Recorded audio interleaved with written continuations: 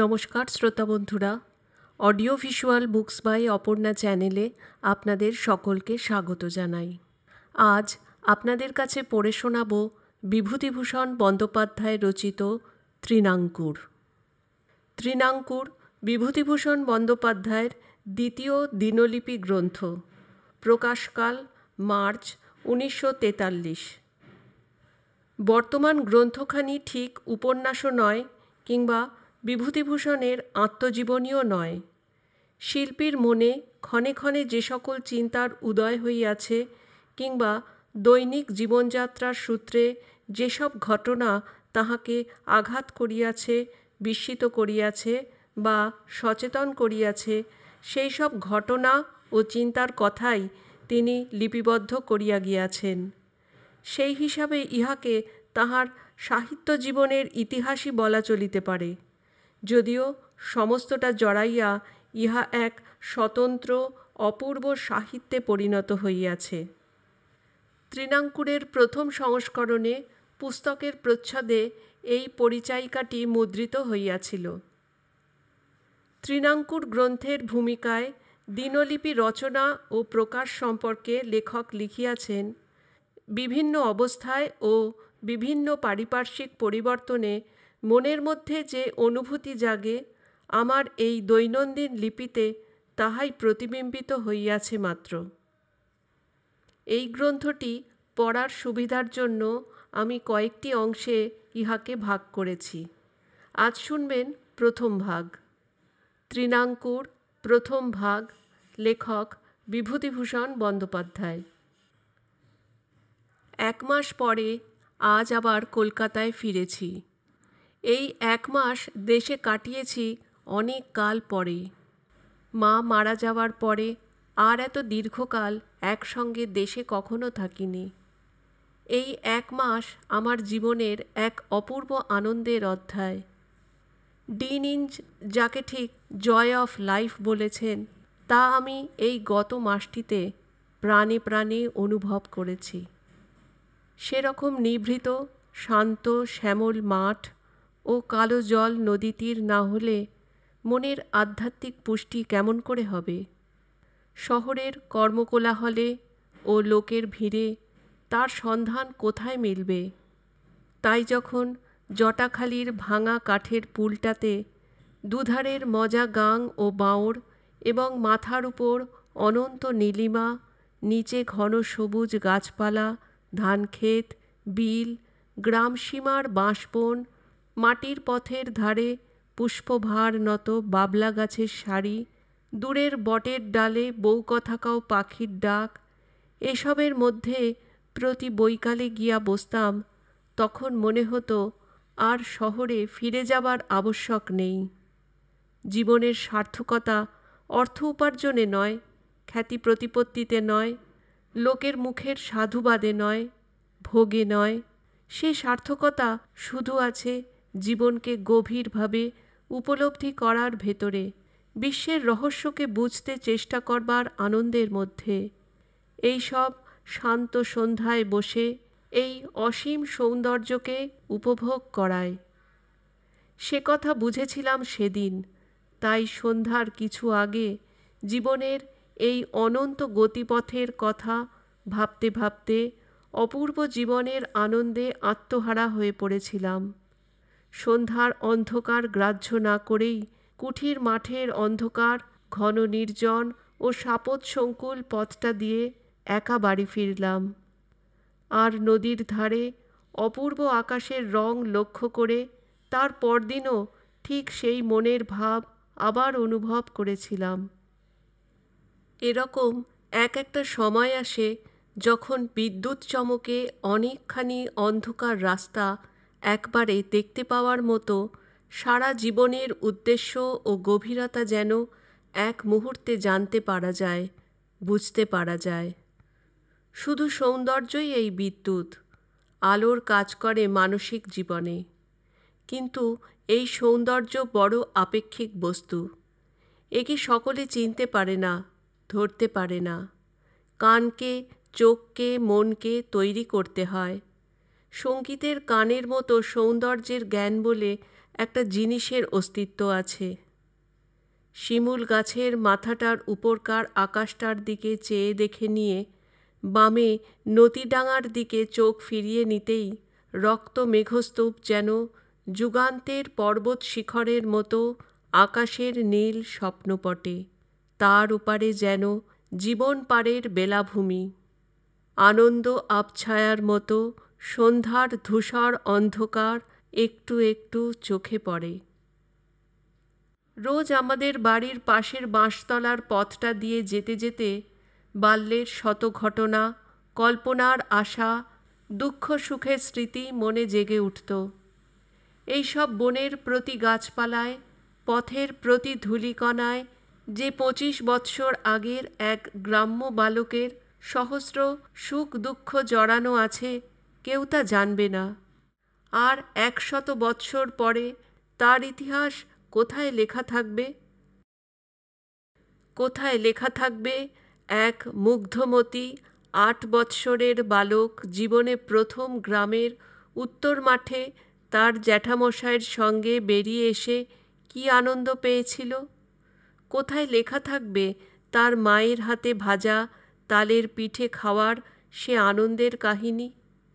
সেদিন সন্ধ্যার সময় আমাদের ঘাটে স্নান করতে নেমে নতুন ওঠা চতুর্থীর চাঁদের দিকে চোখ রেখে ভাবতে ভাবতে এই সব কথা বেশি করে মনে জাগছিল।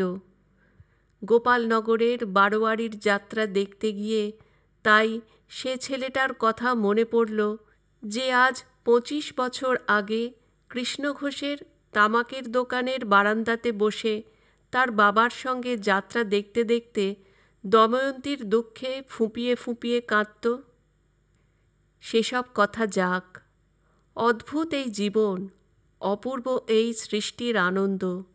নির্জনে বসে ভেবে দেখো, মানুষ হয়ে উঠবে। অনেককাল পরে গরিবপুরে নিমন্ত্রণ খেতে গিয়ে ক্ষীণু ও তার বোন রানীর সঙ্গে দেখা হলো। আজ প্রায় 16 বছর আগে ওদের বাসাতে বাড়ির ছেলের মতো থাকতুম। তখন আমিও বালক, ওরা নিতান্ত শিশু। সেই ক্ষীণুকে যেন আর চিনতে পারা যায় না। এত বড় হয়ে উঠেছে, এত দেখতে সুন্দর হয়েছে, রানীও তাই। কতক্ষণ তারা আমাকে কাছে বসিয়ে পুরনো দিনের গল্প করতে লাগলো, আপনার বোনেদের মতো। ছাড়তে আর কিছুতে চায় না। শেষকালে রানী তার শ্বশুরবাড়ির ঠিকানা দিয়ে কলকাতায় গেলেই যেন সে ঠিকানায় গিয়ে তার সঙ্গে দেখা করি এ অনুরোধ বারবার করলে। এবার আরও সকলের চেয়ে ভালো লেগেছে যেদিন রামপদর সঙ্গে বেড়াতে বেড়াতে মোল্লাহাটি ছাড়িয়ে পাঁচপোতায় বাউড়ের মুখে গিয়েছিলুম। এক তালিবন শ্যাম গ্রাম রাজি। আকাশের কি নীল রং, ইছামতির কি কালো জল। নৌকোতে আসবার সময় জ্যোৎস্না রাত্রে নির্জন কাশবনের ও জলের ধারের বন্যে বুড়ো গাছের ও মাথার উপরকার নক্ষত্র বিরল আকাশের কি অসীম সম্ভাব্যতার ইঙ্গিত। এই আনন্দে দিনের ইতিহাস পাছে ভুলে যাই, তাই লিখে রেখে দিলুম। অনেককাল পরে খাতাখানা খুলে দেখতে দেখতে এই সব আনন্দের কাহিনী মনে পড়বে। তাই একটা কথা আজকাল নির্জনে বসে ভাবলেই বড় মনে পড়ে। এই পৃথিবীর একটা স্পিরিচুয়াল নেচার আছে। আমরা এর গাছপালা, ফুল ফল, আলো ছায়া, আকাশ বাতাসের মধ্যে জন্মগ্রহণ করেছি বলে শৈশব থেকে এদের সঙ্গে ঘনিষ্ঠ পরিচয়ের বন্ধনে আবদ্ধ বলে এর প্রকৃত রূপটি ধরা আমাদের পক্ষে বড় কঠিন হয়ে পড়ে। এই অপূর্ব সৃষ্টি যে আমাদের দর্শন ও শ্রবণগ্রাহ্য বস্তুসমূহ দ্বারা গঠিত হয়েও আমাদের সম্পূর্ণ অজ্ঞাত ও ঘোর রহস্যময়। এর প্রতি অনুযে অসীম সম্ভাব্যতায় ভরা। মানুষের বুদ্ধি ও কল্পনার অতীত এক জটিলতায় আচ্ছন্ন। তা হঠাৎ ধরা পড়ে না, হঠাৎ বোঝা যায় না, কিন্তু কতকগুলি প্রাথমিক জ্ঞানকে ভিত্তি করে অগ্রসর হলে আপনা আপনি গভীর চিন্তার মুখে ধরা দেয়। এক্ষেত্রে একটা ভুল গোড়া থেকে অনেকে করেন, সেটা এই যে পূর্বের জ্ঞান মনের মধ্যে এসে পৌঁছলে অনেকে জ্ঞানের চোখে পৃথিবীর দিকে চেয়ে বলেন জগৎ মিথ্যা ও মায়াময়। বেদান্তের পারিভাষিক মায়া ছাড়াও আর একটি লৌকিক বিশ্বাসের মায়া আছে, যেটাকে ইংরেজিতে ইলিউশন বলে অনুবাদ করা চলবে। বেদান্তের মায়া ইলিউশন নয়, সে একটি দার্শনিক পরিভাষা মাত্র, তার অর্থ স্বতন্ত্র। কিন্তু যাঁরা লৌকিক অর্থে মায়া শব্দটি গ্রহণ করেন ও অর্থগত তত্ত্বটি মনে মনে বিশ্বাস করে হৃষ্ট হয়ে ওঠেন, তারা ভুলে যান মানুষও তো এই অসীম রহস্যভরা সৃষ্টির অন্তর্গত। তার নিজের মধ্যে যে আরও অনেক বেশি সম্ভাব্যতা, অনেক বেশি আধ্যাত্মিকতা, অনেক বেশি জটিলতা, আরও বেশি রহস্য। নিজেকে দিন বলে মায়া কর্তৃক প্রতারিত দুর্বল জীব মনে করার মধ্যে যে কোনো সত্য নেই, এটা সাহস করে এরা মেনে নিতে পারেন না। নীরদের বাড়ি কাল সন্ধ্যার সময় বসে একটা প্রবন্ধ পড়ছিলুম একখানা ইংরেজি পত্রিকাতে। এই কথাই শুধু মনে হলো, আমরা জীবনে একটা এমন জিনিস পেয়েছি যা আমাদের এক মুহূর্তে সাংসারিক শান্তিদ্বন্দ্বের ওপরে এক শাশ্বত আনন্দ জীবনের স্তরে উঠিয়ে দিতে পারে, অনন্তমুখী চিন্তার ধারা প্রবাহিত করে দেয়, এক মুহূর্তে সংসারের রং বদলে দেবার ক্ষমতা রাখে। যখনই জগতের প্রকৃত রূপটির যে অংশটুকু আমরা চোখে দেখতে দেখতে যাই, তার সমগ্রতার দিক থেকে আমরা দেখতে পাই, পরিপূর্ণভাবে জীবনকে আস্বাদ করবার চেষ্টা করি। ভূতত্ত্ব, প্রাণীতত্ত্ব, আকাশ, নীহারিকা, নক্ষত্র, অমরত্ব, শিল্প, সৌন্দর্য, পদার্থতত্ত্ব, ফুল ফল, গাছপালা, অপরাহ্ন, জ্যোৎস্না, ছোট ছেলেমেয়ে, প্রেম, তখনই বুঝি এই বিশ্বের সকল সৃষ্ট পদার্থের সঙ্গে একাত্ম অনুভব করা ও চারিধারে আত্মাকে প্রসারিত করে দেওয়াই জীবনের বড় আনন্দ। আনন্দ উপনিষদের পারিভাষিক শব্দ, লঘু অর্থে সংসারে চলে এসেছে, কিন্তু আনন্দ কথার প্রকৃত অর্থ উচ্চ জীবন আনন্দ। আনন্দাধ্যেব খল্লিমানি সর্বাণি ভূতানি জায়ন্তে। এখানে আনন্দের কোনো বর্তমান প্রচলিত সাধারণ অর্থ নেই। আজ খুব বেড়ানো হলো।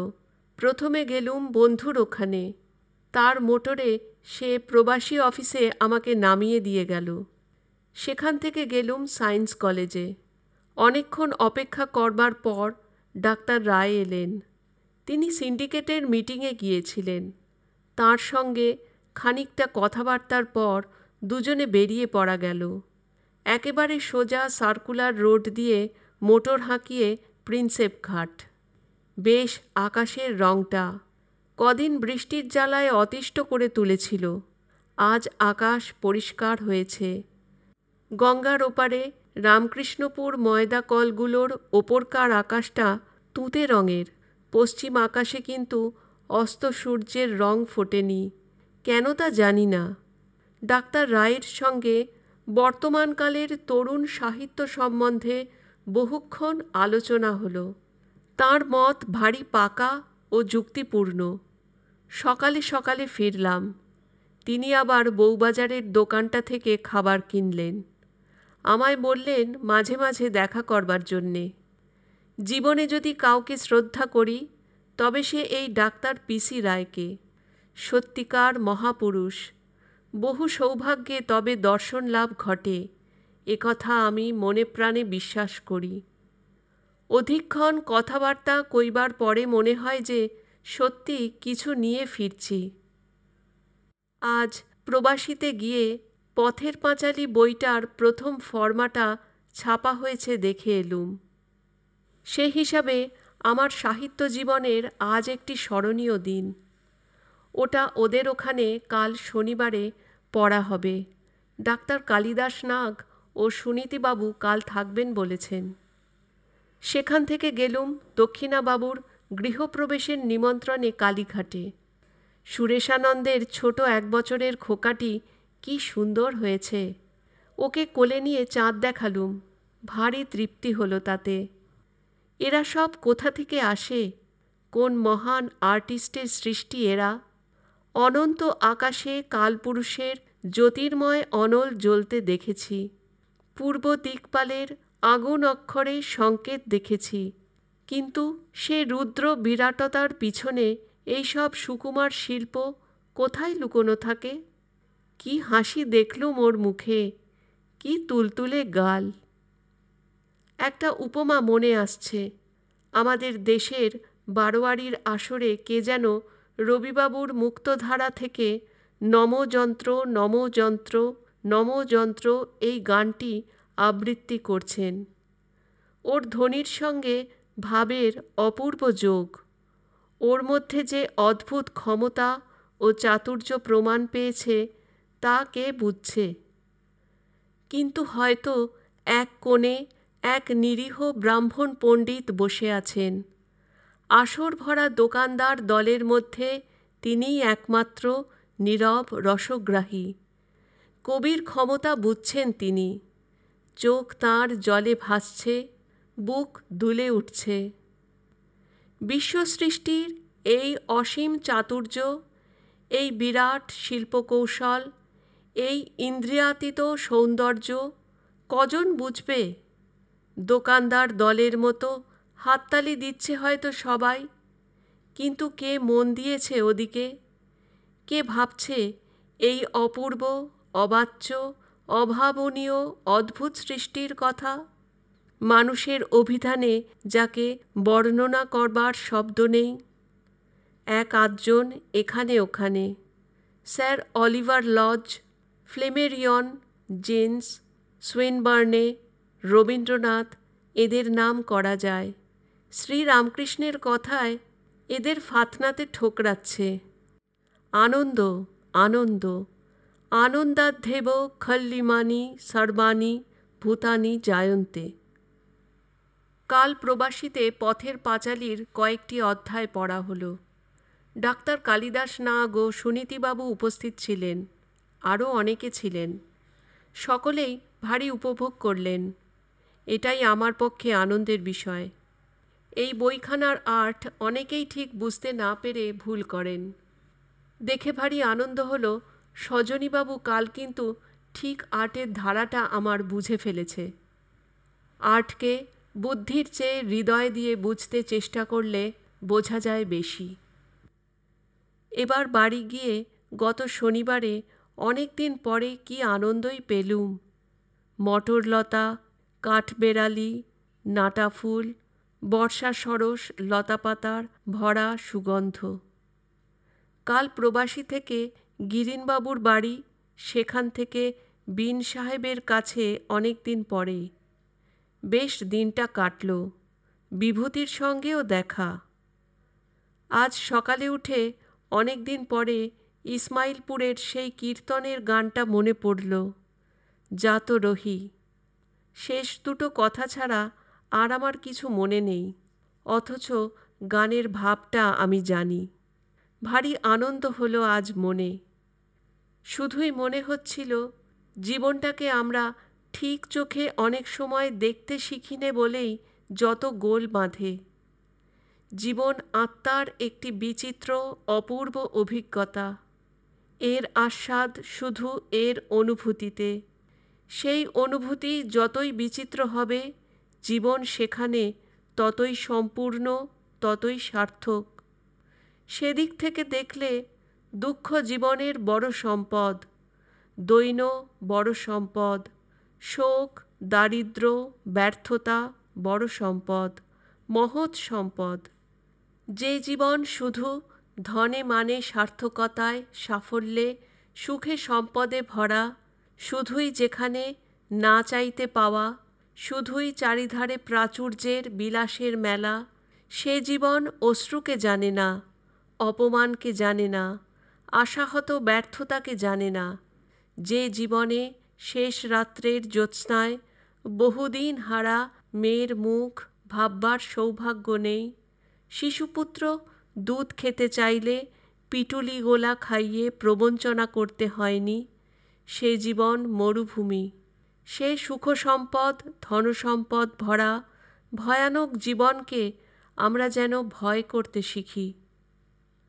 এক এক সময় মনটা এমন একটা স্তরে নেমে আসে যখন জীবনের আসল দিকটা বড় চোখে পড়ে যায়। আজ অনেক দিন পরে একটা সেই ধরনের শুভ দিন। কলকাতার শহরে এদিন আসে না। আজ একটা স্মরণীয় দিন এই হিসাবে যে আমার বইখানার আজ শেষ ফরমাটি ছাপা হলো। আজ মাসখানেক ধরে বইখানা নিয়ে যে অক্লান্ত পরিশ্রম করেছি, কত ভাবনা, কত রাত জাগা, সংশোধনের ও পরিবর্তনের ও প্রুফ দেখার যে ব্যগ্র আগ্রহ, সবারই আজ পরিসমাপ্তি। এইমাত্র প্রবাসী অফিসে বসে শেষ প্যারাটার প্রুফ দেখে দিয়ে এলুম। ঠিক 2 মাস লাগলো ছাপতে। ঘন বর্ষার দিনটি আজ। আকাশ মেঘাচ্ছন্ন। দূরে চেয়ে কত কথা মনে পড়ে, কিন্তু সেসব কথা এখানে আর তুলব না। শুধুই মনে হয় সেই ভাগলপুরে নিম গাছের দিকের ঘরটাতে বসে বনাত মোড়া সেই টেবিলটাতে সেই সব লেখা। সেই কার্তিক সাবর স্টেশনে গাছের তলায় শীতকালে পাতা জ্বালিয়ে আগুন পোহানো, গঙ্গার ধারের বাড়িটার ছাদে কত স্তব্ধ অন্ধকার রজনীর চিন্তাশ্রম, সেই কাশবনে ঘোড়া ছুটিয়ে যেতে যেতে সেসব ছবি, সবারই আজ পরিসমাপ্তি ঘটল। উফ, গত 6 মাস কি খাটুনিটাই গিয়েছে। জীবনে কখনো বোধহয় আমি এরকম পরিশ্রম করিনি, কখনো না। ভোর 6টা থেকে এক কলমে এক টেবিলে বেলা 5টা পর্যন্ত কাটিয়েছি। মাথা ঘুরে উঠেছে। তখন একটু ট্রামে হয়তো বেড়াতে বেরিয়েছি, ইডেন গার্ডেনে কেয়া ঝোপে বসে, ও একদিন বোটানিক্যাল গার্ডেনে লাল ফুল ফোটা ঝিলটার ধারে বসে কত সংশোধনের ভাবনাই ভেবেছি।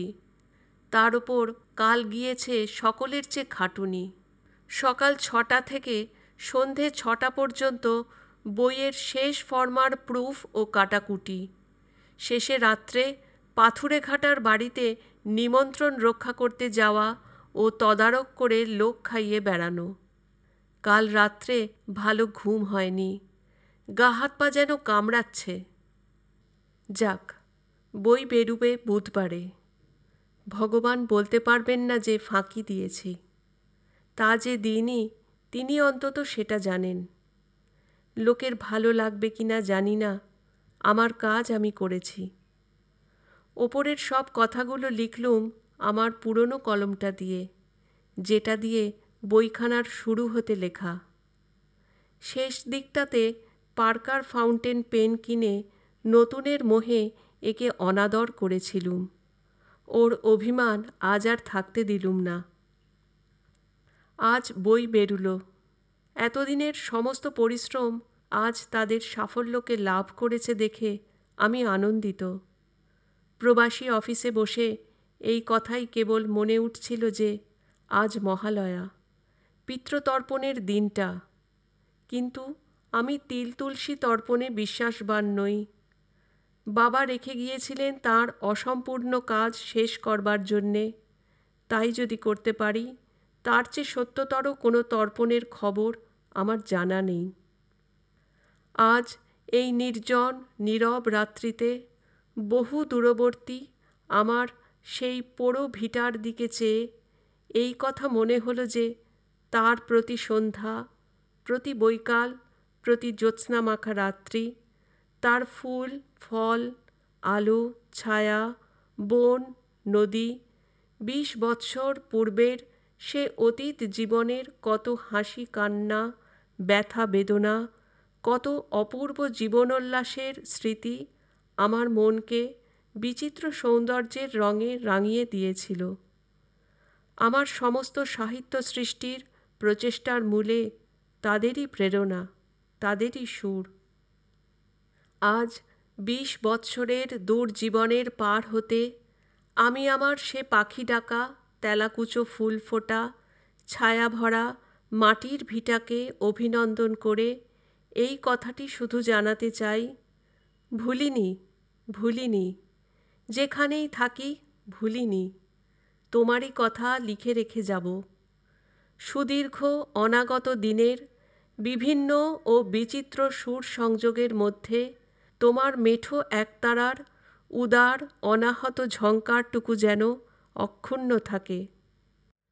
আরও অভিনন্দন পাঠাই সেই সব লোকেদের যাদের বেদনার রঙে আমার বই রঙিন হয়েছে। কত স্থানে কত অবস্থার মধ্যে তাদের সঙ্গে পরিচয়। কেউ বেঁচে আছে, কেউ বা হয়তো আজ নেই।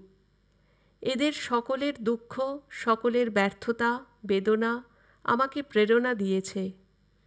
কারুর সঙ্গে দেখা দিনে, কারুর সঙ্গে রাত্রে, মাঠে বা নদীর ধারে, সুখে কিংবা দুঃখে, এরা আজ কোথায় আছে জানি নে।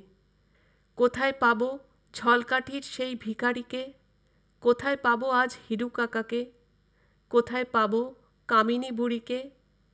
কিন্তু এই নিস্তব্ধ রাত্রির অন্ধকার ভরা শান্তির মধ্য দিয়ে আমি সকলকেই আমার অভিনন্দন পাঠিয়ে দিচ্ছি। যারা হয়তো আমার ছাপা বই দেখলে খুশি হতো, তারাও অনেকে আজ বেঁচে নেই। তাতে দুঃখিত নই, কারণ গতিকে বন্ধ করার মূলে কোনো সার্থকতা নেই তা জানি। তাদের গমন পথ মঙ্গলময় হোক। তাদের কথাও আমার মন থেকে মুছে যায়নি আজ রাত্রে। বিভূতিভূষণ বন্দ্যোপাধ্যায়ের লেখা তৃণাঙ্কুর গ্রন্থের প্রথম ভাগ এখানেই শেষ হলো। আপনাদের সকলকে দ্বিতীয় ভাগের জন্য আগাম আমন্ত্রণ জানিয়ে রাখলাম। ধন্যবাদ।